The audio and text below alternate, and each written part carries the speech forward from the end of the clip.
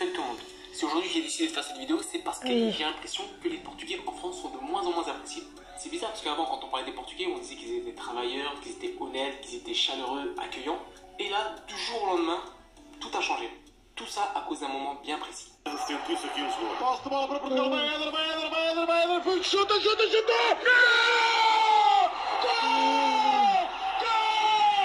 Alors depuis qu'il y a eu ce but d'aider en finale du championnat d'Europe en 2016, les Français sont passés d'un exemple d'intégration à la française à la pire des races. Eh oh, calmez-vous les gars, c'est qu'un match de foot. Alors au début, moi je le ressentais pas trop. Et c'est vraiment en 2018 que j'ai compris qu'il y avait un problème. Une fois au table, j'étais en train de discuter avec un collègue et on avait venu à parler du Portugal. Et là, je lui ai dit que j'étais portugais. Et là, tout à coup, son visage, il a changé.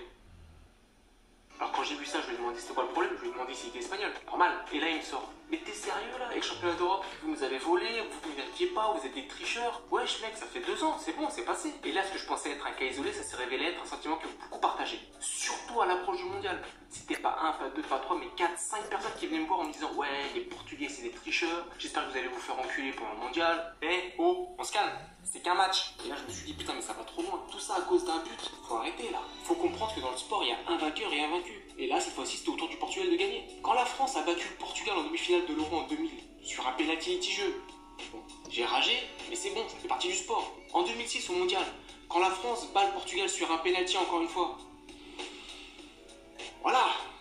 Mais ça fait partie du sport. En aucun cas j'ai été insulter tous les Français que je croisais, j'ai pas brûlé un drapeau de la France. Non, ça fait partie du sport. Voilà, faut être bon perdant. Et j'ai l'impression que les Français ne le sont pas. Alors en cherchant un peu, en discutant sur les réseaux sociaux, je me suis rendu compte que j'étais pas le seul dans ce cas-là. Il y a eu énormément de personnes qui ont reçu des messages d'insultes. Et c'est un truc de dingue. Eh oh, ça commence à faire beaucoup là. Et tout ça, toujours à cause du but d'Eder en finale de l'Euro 2016. Alors si encore ça critiquait l'équipe nationale, mais là ça critique tout un peuple, ça va beaucoup trop loin. Il faut que ces gens-là comprennent qu'en agissant de la sorte, c'est en train de créer un sentiment de rejet de la part d'une partie de la population portugaise en France.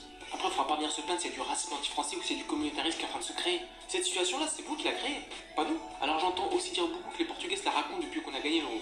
Non, on a toujours été comme ça, on a toujours été à fond derrière notre sélection. Dans la victoire comme dans la défaite, on a toujours porté nos couleurs, sorti les drapeaux. Voilà, c'est comme ça. On est un vrai pays de football. Le Portugal est toujours derrière sa sélection, quoi qu'il arrive. Et ça, les Français ont du mal à le comprendre. Après, j'ai l'impression que les Français sont un petit peu moins expressifs dès qu'il s'agit de soutenir l'équipe nationale. Alors, je sais pas si vous avez du mal, si vous savez pas comment faire, bah, prenez exemple sur le Portugal.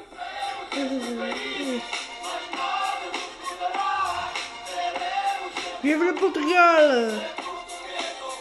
Portugal!